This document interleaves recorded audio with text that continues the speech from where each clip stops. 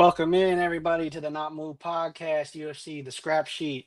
It's your boy Jimmy with my man Zip Zap here again. Oh, thanks for having me, Jimmy. Yes, Pleasure sir. as Yes, always.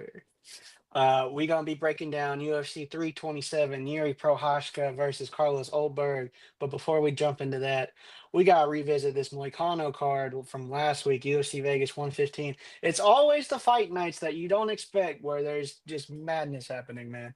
And madness occurred on a couple of occasions. Zidane very own call, Elise Pereira. He called the win. She got the win. KO, jump knee. You know, the room for improvement for a young star is so like you can improve so much when you just get into fighting. And she's looking like she's found her stride, man. And that was a solid win, really good knockout. Trayshawn Gore submitted Bukoyev. Did not see that coming in. That came out of nowhere. Not too many people had that.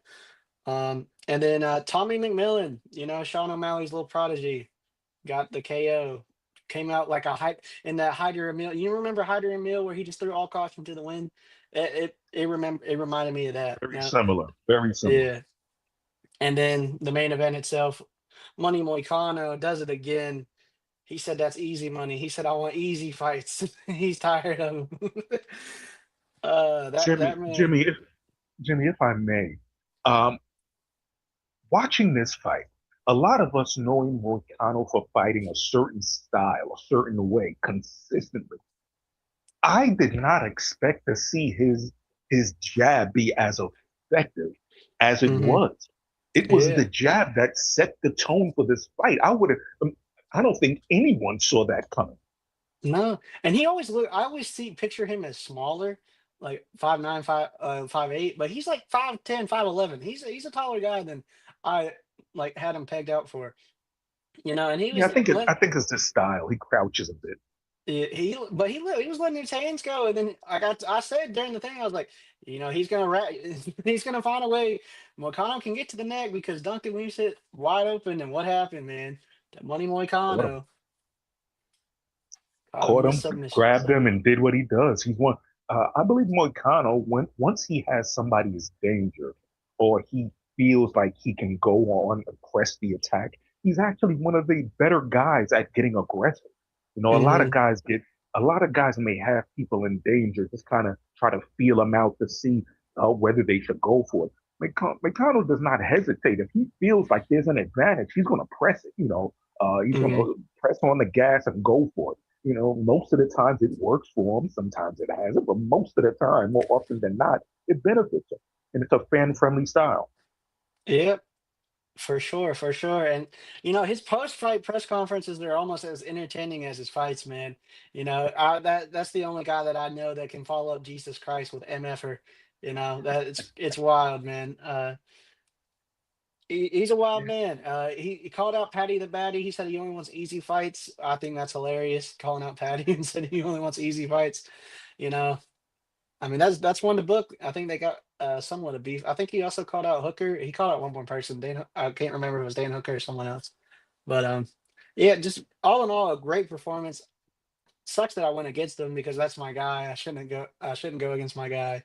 I was thinking with my head instead of my heart, and it bit me. Good, man. But you know what? Calling out Patty is actually a really good move for him.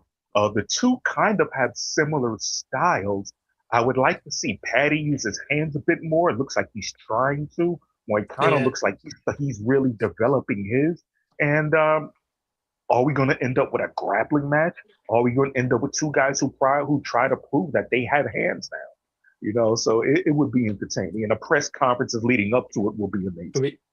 Speaking of press conferences, this is the first press conference in a while where there was actual like somewhat entertainment value here. A lot of people don't like this Josh Hoke guy, and that's fine. You cannot like him, but at least he's bringing something to the thing. Like I don't really think.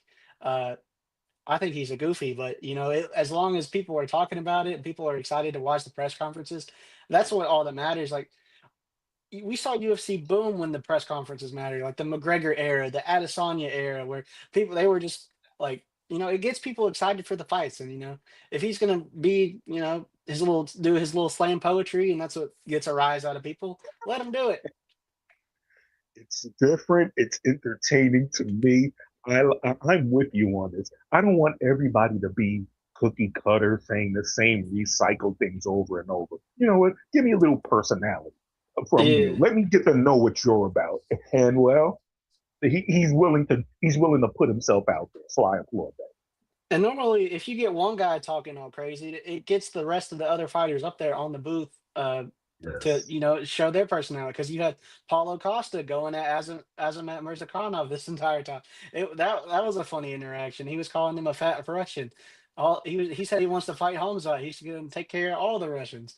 I thought it was crazy. Stuff like Paulo that don't Costa is not happen. normally. Paulo Costa has talked smack before, but only to Israel Adesanya. He doesn't talk smack to anybody. So Yeah, it was out of character, and that's what kind of made it interesting and funny coming from him. for sure, for sure. But anyway, let's jump from the press conferences into this fight card. I don't have it in front of Sure. me, but I know all the fights. So if I'm out of order, please forgive me in the comments. All right. But I know everything that's going on. All right. Trust me. Trust and believe. We're gonna get you the best picks this week. We coming out strong. And the opener of this fight card is Charles Radke versus Francisco Prado. Francisco Prado has lost his last four. He's 1-4 in his last five. 0-2 as a welterweight. He's was a lightweight, moved up to welterweight. Really haven't really found his stride here. And Ratke's one of those guys who mixes up the striking very well with the wrestling. With that combination, always on the front foot, putting the pressure on him. I just don't think Prado is just up to the UFC level, UFC caliber. It's been a long time since they've had the say it again Racky in the freaking post fight press conference, but I could see Racky winning this by decision or knocking him out just based on his pressure boxing style and mixing in the grappling as well. Yeah, I'm with you on this, Jimmy. In fact, I remember when Prada first entered the UFC, there was a bit of a buzz about him. You know, Hmm.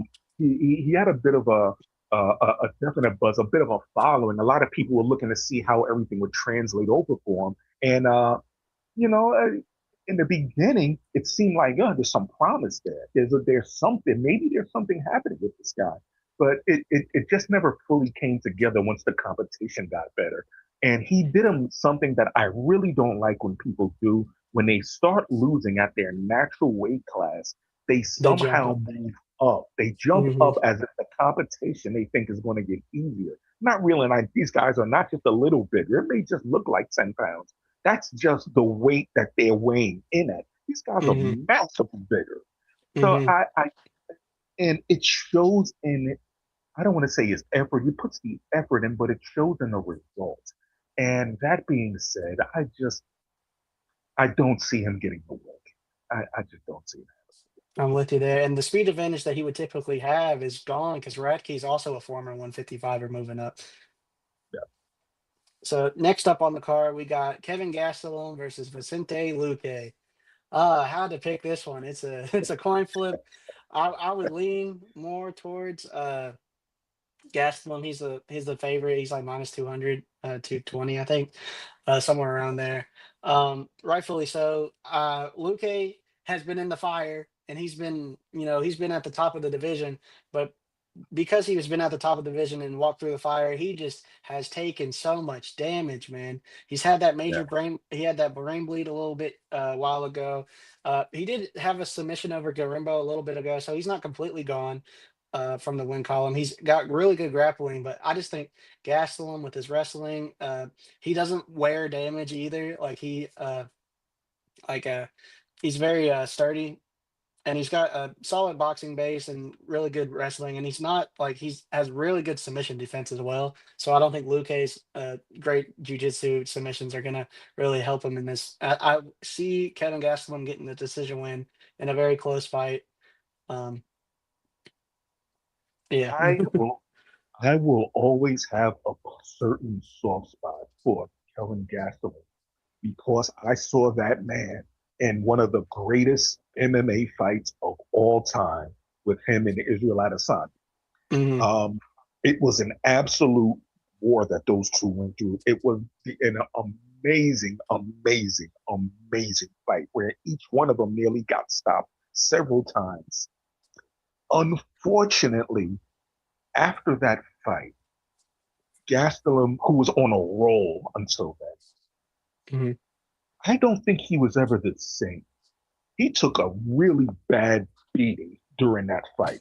Even though he nearly won, he took a really bad beating. He was eventually stopped and dropped. He's he's never looked the same or reached that peak sense, and I don't know if he'll ever get back there. As far as the group, I'm gonna say that he actually pulls this one out. I don't Mm, think Gastelum is the same. Not it's been a long time since that Adesanya fight, but mhm. I don't think he'll ever reach. Whenever I think of him, I think of him at that time. I have to acknowledge him for what he is now, and he is not that fighter. Yeah. I That being said, he'll always have a puncher's chance because he packs serious thunder in his fist. He Hmm. can catch anybody in the fight. I just don't think he Luke's chin has been a little. He wears a lot of damage because he's been in those wars. Like I said, both of these guys, will. Yes. championship challengers, been the top of their division now. Finding their Jimmy, way back down. before you move on, let it be known that this could be the fight of the night when you have two guys who are willing to stand, trade, and bang when it's Hmm. unnecessary for them to do so.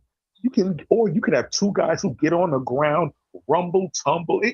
This could potentially be a fight of the For sure, for sure. Next up on the card, we have Chris Padilla versus Markel Maderos.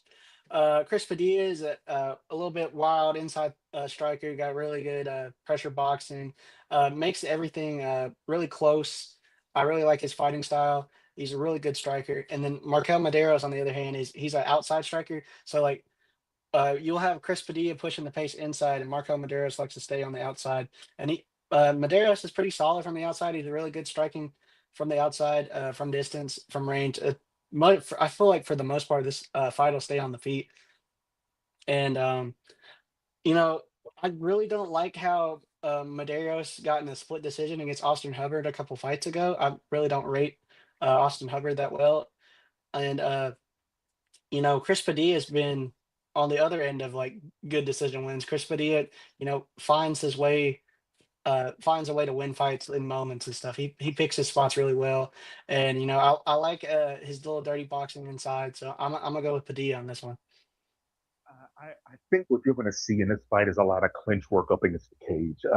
I just see Padilla pushing into his chest, trying to find his range early, maybe even giving up the first round, trying to find the range.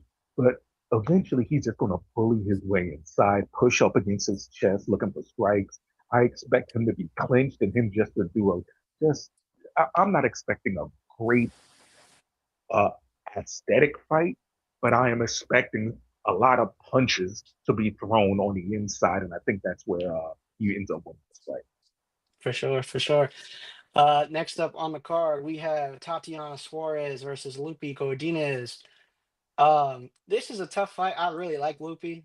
I do. She's the volume striker. She's got solid hands and she's all right on the ground. But we saw what happened against Jandarova. She couldn't get a takedown against Jandarova, and I think Suarez is just as good as a grappler as Jandarova, if not better. Plus, even though Suarez is not very good on the feet, I think just grappling exchanges, just control time. I feel like Suarez will just ride this one out and get a decision. Even though I would like to see new blood in the title picture, I just don't think it'll. I don't think it'll happen. I think Suarez gets this one Yeah, I'm with you on this one. Suarez is kind of at an interesting point in the career where um, it's expected that you're going to get this win to work yourself back into title contention. This is a win that she needs. Okay, I know she's in there with a young gun, but I think sometimes they feed the young line. Most of the time, they feed the old line to the young line, but sometimes they feed the young line to the vet. And I think that's what we're going to see here. I expect Suarez to just show the experience, show the value of experience, and pulling out this victory. for sure, for sure. Next up, I believe it is Kevin Holland versus Randy Brown. Interesting fight. Normally, Randy Brown's the rangier guy. He normally picks from the outside, but this time he doesn't have the reach advantage. Kevin Holland has the reach advantage here, and I know Kevin Holland's 3-7 in his last 10, but I just something in my head in my heart is like making me want to pick Kevin Holland just because I feel like he can find his way in this fight from distance, and he even on the inside, I think he's a better pocket puncher. Like Randy Brown doesn't like. Uh, the dirty boxing in close, and he normally likes to stay at range, but being for the first time in a while the striker without the reach advantage, it's going to be hard for him to find his range.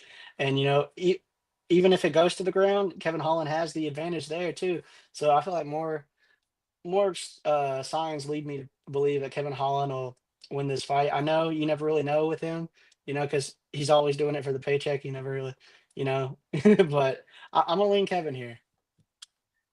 Jimmy, you actually hit the nail on the head. You never know what you're going to get with Kevin Holland. Kevin Holland is one of those guys where you feel like he always stands a really good chance to win, regardless of who you put him in that cage with. From the Hmm. best of the best to the worst of the worst, you never give him a slim chance. You always say, but he could do this and find a way to win. It Hmm. hasn't been going his way lately, but I'm still not ready to count him out. I don't know what it is about this guy. So I I feel. don't know what it is about it. But there are fights like I feel like I expect him to win, and there are fights where I'm like, it's gonna be a tough matchup for him. I expect him to win this fight. And I feel like he should. He has the tools that he should. I just don't know what he's going to look like until he takes that walk to the ring. If he Hmm. looks motivated, he'll win. I don't know. I feel like I won't know until the walkout. If he Yeah. walks out, he's looking lethargic. It's not. It's going to be a rough night. If he comes out, he's showing energy and he's hyped up. You say, "Oh man, that guy's got broke his sweat. He looks ready." That those are two different fighters going into the cage. Hmm. I can only hope that this is a Kevin Holland that's ready. If he is, he wins.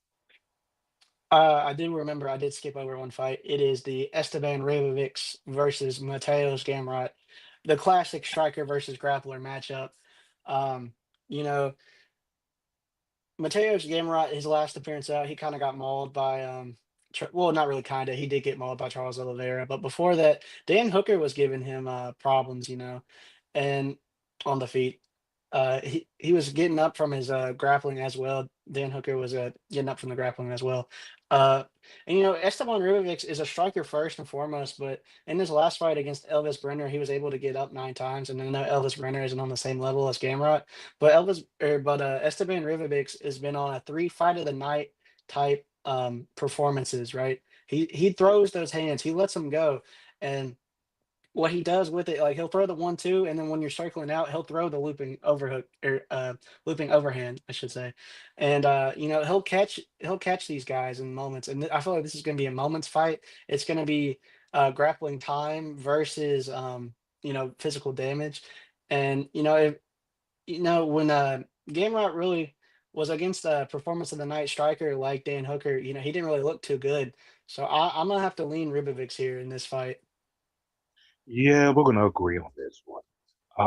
Not because we're going to have to agree, but for a slightly different reason here. I expect this to be a complete mauling. Mm, I don't think this fight's going to be competitive. I you got no literally faith in think this. Gamrot. It's not that I have no faith. I just think that sometimes you run into a guy who it seems like is coming together, and then they have that fight that puts them on the map. And I think this is going to be that. I could see it, man. Argentina, like if he gets this win here, it could put him in the rankings, and then Argentina has 3 stars. We could do a fight night in Argentina to grow that fan base. That would be Absolutely, great for the sport. Um, absolutely.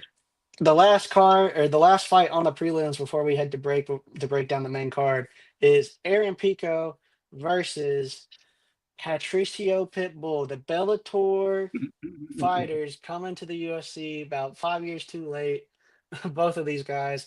I don't like that Pico is minus 300. I think he's the biggest favorite on this card. I don't like that. but at the same time, I think he wins. He's not bankrupt on the ground, and Patricio isn't going to out volume strike him. It's just Pico's chin is just glass sometimes. Like he was beating Lerone Murphy, and then Lerone Murphy hit him with a freaking spinning back elbow from hell and just caught him and sent him straight down. But I'm gonna have to go with Pico in a uh, close decision. I feel like he's better on the feet, and in scrambles he can be competitive. But if Patricio, finds the power from old, from his yonder years, he could knock out Pico because his chin is gone. But my pick is Pico. Jimmy, I need you to rewind the clock back with me about 8 to 10 years. Mm, Fabricio Pitbull wasn't just a fighter in Bellator. He was Bellator. He was the hmm face of Bellator. People hmm tuned into Bellator because of him. That was 8 to 10 years ago. He finally, and he don't get on. He's had big wins since then, hmm but he finally got his UFC moment that he's been clawing for.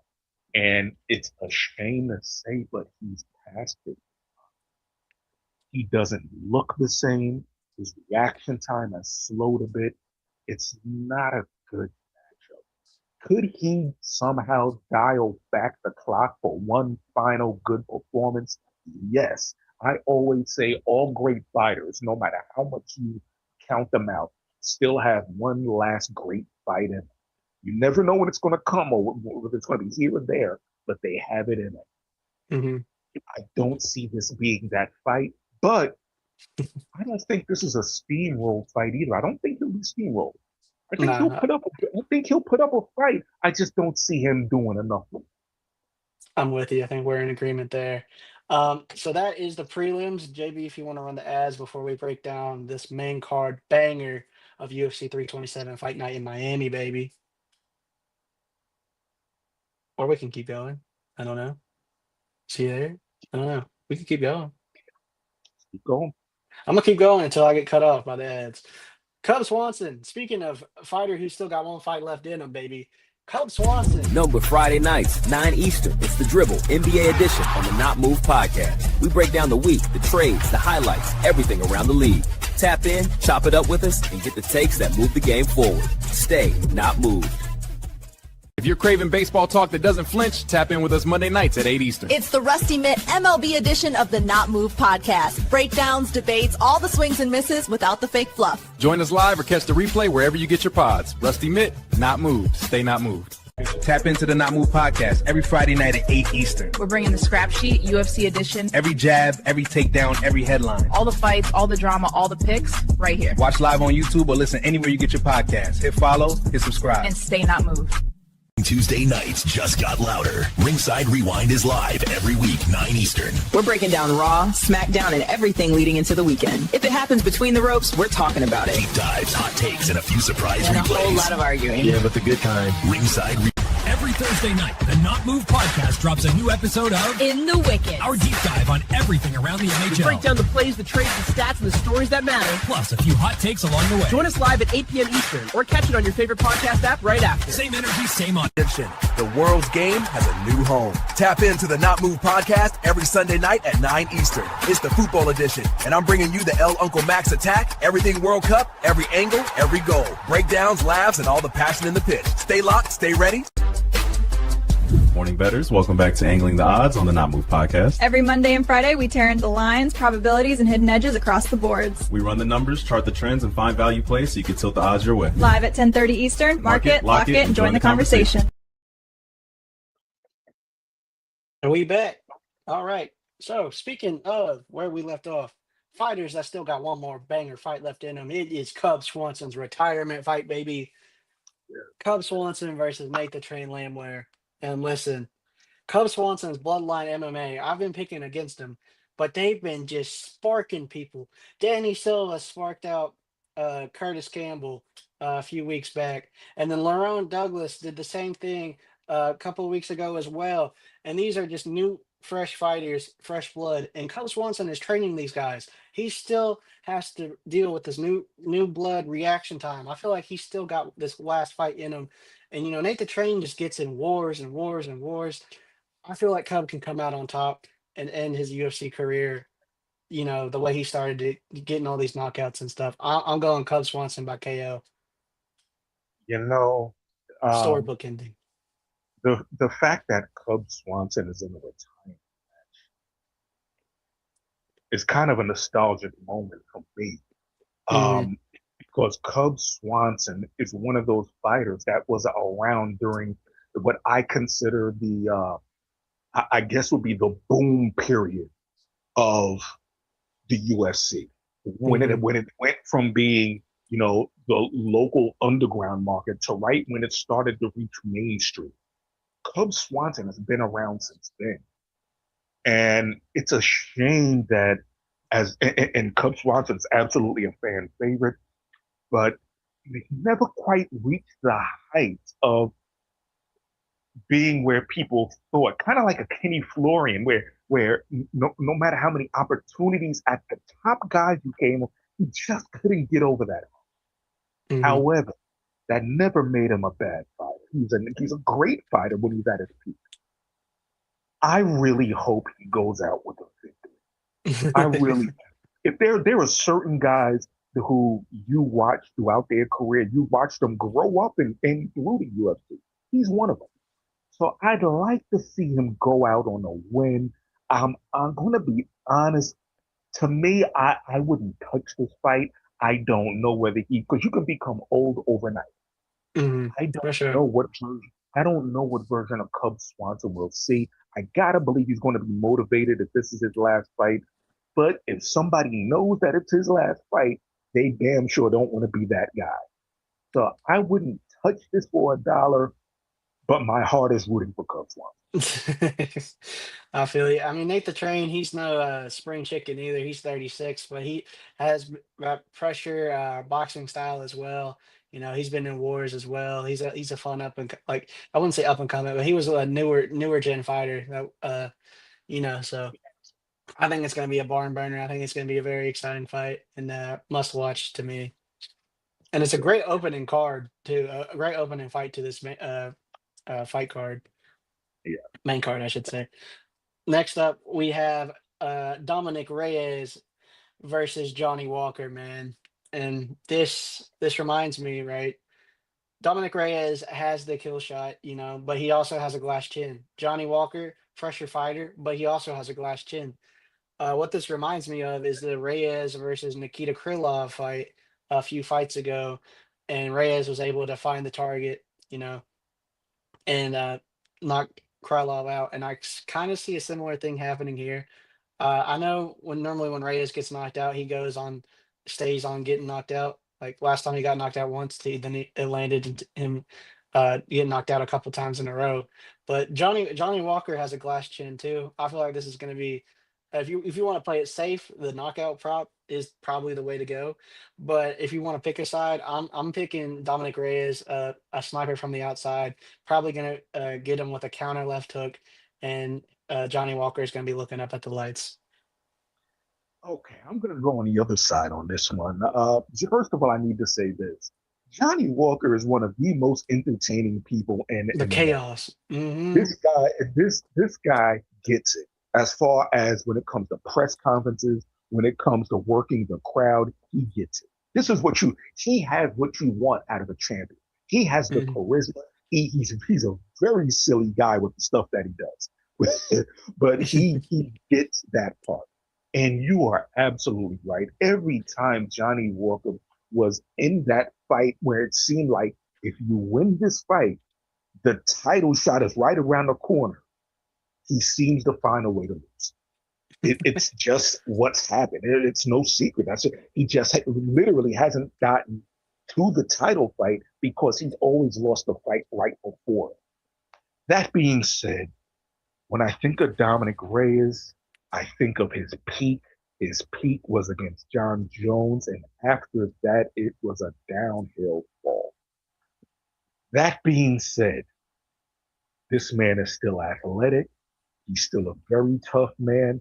He's the better guy on the feet, but I don't think Johnny Walker's going to let this stay on the feet for too long. I think he's going to want to get this to the ground, and I think that's where he has a clear advantage. I'm going with Johnny Walker. Very valid, very valid. I think this is a close fight. I think it's an entertaining fight, And I don't mind picking against each other because that means someone's gonna be right at the end of the day, man. As long as one of us is right. The fact of the Uh matter is, it's not just that one. To me, it's not that one of us are going to be right. It's just how we see the fight playing out. oh And yeah, for I, sure. I think what I'm thinking is valid. And I listened to your explanation. I said, damn, he's right. So your explanation is valid. So you know what? It's just different perspectives for two great fighters. For sure, for sure. Next up, the feature fight. We have Josh Hokett, Mr. Slam Poet himself, fighting Curtis Blades. Um, you know, I feel like in this fight, right? Josh is a smaller heavyweight, right? He's 6'1". Curtis is a bit taller, 6'4", 6'5", around that. But Hokit has the speed advantage. He has the fast hands, and we've seen Blades against faster guys. He tends to struggle a little bit. But I just don't think Hokit has fought the experience level of the guys that Blades has fought against. I get that Josh Hokit is a really good wrestler, but Curtis Blades is a really good wrestler himself. So if it comes to the scrambles, I feel like Curtis Blades is going to win, and then he's going to rain down his little elbow right on, or not really. I wouldn't say little. I should say massive because that's what it is. Massive elbow Yeah. over. Yeah, I'm going with Curtis Blades. To stop the hype train of Josh Hokett. Would it be cool if Josh Hokett wins and it's a fresh face for the heavyweight division? Because there's only like 30 fighters in the heavyweight division. Yeah, it would be. I just don't think he's fought the talent level yet to get in the ring with someone like Curtis Blades or Octagon, I should say. So I'm gonna go Blades. The way to beat Blades, there's a proven technique that we've seen it already. The way Hmm. you beat Curtis Blades is you have to get inside of him and then just catch him. He leaves himself exposed after he throws punches. There's a Hmm. quick second after he throws a punch. He doesn't necessarily recover his punches right away. He leaves openings. You have to step inside and get to him, and you can drop it. That's a proven recipe. It's been done. Hmm. That being Aspinall did it. said, Aspinall, I told you, here's the thing. And also you have to be somebody who has a neutralizer, able to put your Hmm. lights out with a shot. Hmm. If you can't do that, Blades can wear on you. Hmm. He's not somebody he's not somebody who's going to constantly pressure you, but he'll pick you apart and just wear you down. Next thing you know, you find yourself inside of a guard of a guy who's raining down punches, or you find yourself standing up against a cage with a guy who's ready to unleash. This knees kicks everywhere on Hmm. him. Unfortunately, I don't see him being able to really damage Blades enough to keep it at, to be able to move inside. He's going to basically have to leap inside. Hmm. And that may not be the wisest choice, but it may be the only thing that he has to really connect. I'm going to go Blades here, but For I'm sure. expecting this to be an interesting fight. Yeah, I'm with you. It seems like we see eye to eye on that one. Next up, we have Azamat Mirzakhanov versus Paulo Costa, man. Paulo Costa making his debut at light heavyweight. Yes. And Mirzakhanov has been a monster. He's been on a KO streak. I think his last three or four has been just nonstop action, just knocking guys out left and right. And typically against guys who have a longer reach. So this guy knows how to find his mark. But Paulo Costa, right? He has the vicious body kicks, body kicks that are gonna keep Azamat at bay. But I could see Azamat timing one. I just think Paulo can take a hit. And Azamat, early on in his career, he fought someone named Tafon in Czechwy, I believe is his name, and he was also a really good kickboxer as well. And he tended to struggle against a guy who could throw kicks. And Paulo Costa, his experience level, the guys he's fought, I'm gonna take him in this fight. I feel like he's gonna mix in the body kicks, the leg kicks, and then I feel like he can find his way on the inside and maybe get him out of there. But I think it'll be a close decision fight, or I could lean Costa getting the KO. But I see a lot of people on Mirzakhanov, and for a good reason. He's been a monster. He's a precise striker, and he has that sambo background, so he's not bad on the ground either. So I feel like this is a really good fight. I just think Costa with the kicks is gonna cause problems. I said earlier that sometimes fighters struggle and then they move up in weight class to find themselves facing much bigger guys. Well, Hmm. Paulo Costa is an interesting twist on that because Paulo Costa should have been a light heavyweight a long time ago. This guy is naturally a light head. This guy's naturally a heavyweight. How he gets himself down to 185 is one of those things that how does he do it? He was never early in his career. It made sense. After a while, you could see that it was just physically draining him to make this weight. Hmm. He should have made this move a while ago. So I'm glad that he's finally going to light heavyweight. That being said, I don't think it's anything new to him to fight light heavyweights. I'm sure he has sparred with them throughout. I'm sure he's sparred with people much bigger than that. So I don't think the transition is really going to be all that bad. However, Costa can leave himself exposed. Hmm. Sometimes he can throw feeler kicks, feeler punches, and it's not really to do damage, but just try to gauge range or Hmm. gauge his range and leave his hand out there. And if that happens, you can pounce on it. That being said, I do think Costa's going to put in a performance to introduce himself to this division. I'm expecting him to look good in this performance, um, as long as he doesn't get clipped. Yeah, that's a big caveat. As That's a long as he really doesn't big. get. But yeah, I'm gonna go Paulo Costa. Yes, sir. Yes, sir. And that leaves it to the main event of the evening. Yuri Prohashka in his return to the championship belts versus the first time title challenger Carlos Ulberg. You know, this is the classic control versus chaos. And I'm gonna pick chaos, man. Yuri Prohashka, he doesn't finish like none of his fights go to decision, man. He just throws. He either is getting taken out or he's taking people out. And you know, I've seen Olberg wilt before in the past against Blahovic. I could see him wilting again here when the pressure is on. But that being said, Olberg is a skilled striker from range. He's got really fast hands, really good hands for someone of this weight. He's a precise striker. But Yuri Prohashka is a menace. He doesn't care, and he's learning to roll with punches better. Back when he first started, right, he would just eat punches and he wouldn't really roll with it. Well, now you've seen in his last couple fights, he started to learn how to roll with the punches better, so he's not just taking constant damage. And I just can't pick against the guy, man. His daughter is going to be born, is scheduled to be born in like a day or two after this fight. I just see it pictured him holding the belt with his daughter in one hand and the belt on his shoulder. I just see it already happening, man. I am gonna go Yuri with a major caveat. Olberg has the neutralizing power. Hmm. Yuri does too, but Olberg really has neutralizing power.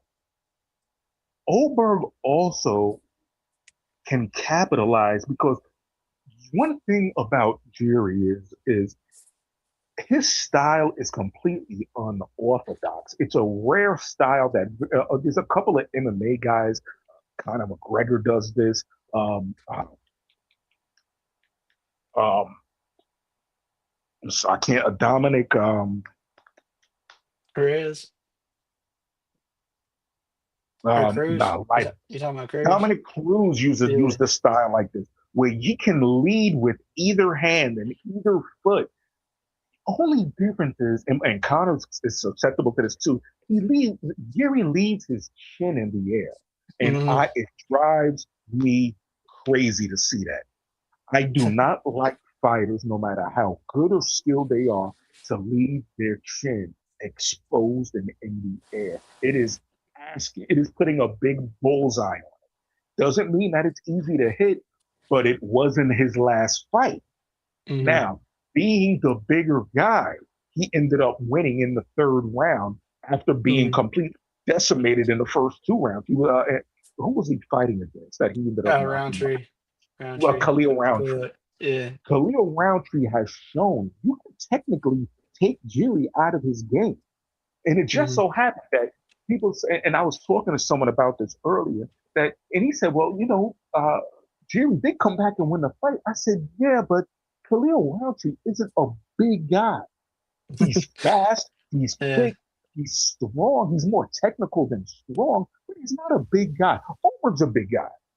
If Oberg lands with those same shots that Khalil Roundtree did, we're not getting to a third round. Jiri's going to go to sleep.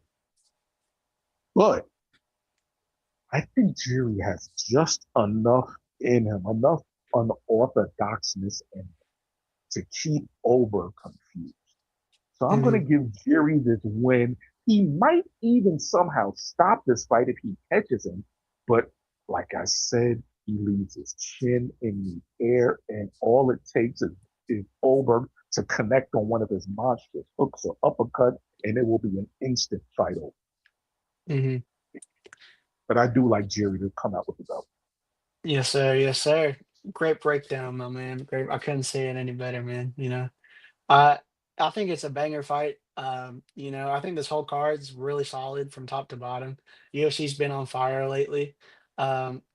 And I believe Joshua Van was supposed to fight Tyra, but that got moved into next month's card in the 328 on the co-main of Strickland versus Hamzat. So I feel like that just elevated that card even more. So Can't wait to talk about that one. yes, sir. Yes, sir. I think that's all for us here. Shout out everyone in the Not Move group. We got the dribble coming up next at 9. So if you like NBA, make sure you tune in, and we'll be back here next week to break down I think they're fighting in Canada next week, Mike Malott. So get ready for that. Jimmy, if I may, thank you for the invite. It's always a pleasure and always a great time with you, brother. Yes, sir. Yes, sir. Appreciate you, man. Stay not moved, people. Deuces.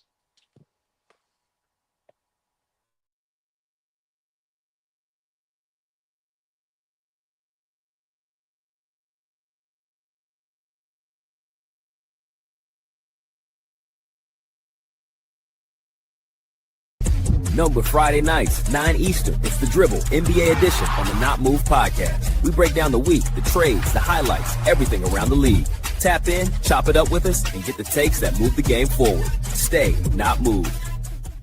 If you're craving baseball talk that doesn't flinch, tap in with us Monday nights at 8 Eastern. It's the Rusty Mitt MLB edition of the Not Move podcast. Breakdowns, debates, all the swings and misses without the fake fluff. Join us live or catch the replay wherever you get your pods. Rusty Mitt, not moved. Stay not moved. Tap into the Not Move podcast every Friday night at 8 Eastern. We're bringing the scrap sheet, UFC edition. Every jab, every takedown, every headline. All the fights, all the drama, all the picks, right here. Watch live on YouTube or listen anywhere you get your podcasts. Hit follow, hit subscribe. And stay not moved. Tuesday nights just got louder. Ringside Rewind is live every week, 9 Eastern. We're breaking down Raw, SmackDown, and everything leading into the weekend. If it happens between the ropes, we're talking about it. Deep dives, hot takes, and a few surprise and replays. A whole lot of arguing. Yeah, but the good kind. Ringside Every Thursday night, the Not Move podcast drops a new episode of In the Wicked. Our deep dive on everything around the NHL. We break down the plays, the trades, the stats, and the stories that matter. Plus a few hot takes along the way. Join us live at 8 p.m. Eastern or catch it on your favorite podcast app right after. Same energy, same on. The world's game has a new home. Tap into the Not Move podcast every Sunday night at 9 Eastern. It's the football edition, and I'm bringing you the El Uncle Max attack, everything World Cup, every angle, every goal. Breakdowns, laughs, and all the passion in the pitch. Stay locked, stay ready. Morning bettors, welcome back to Angling the Odds on the Not Move podcast. Every Monday and Friday, we tear into the lines, probabilities, and hidden edges across the boards. We run the numbers, chart the trends, and find value plays so you can tilt the odds your way. Live at 10:30 Eastern. Mark it, lock it, and join the conversation.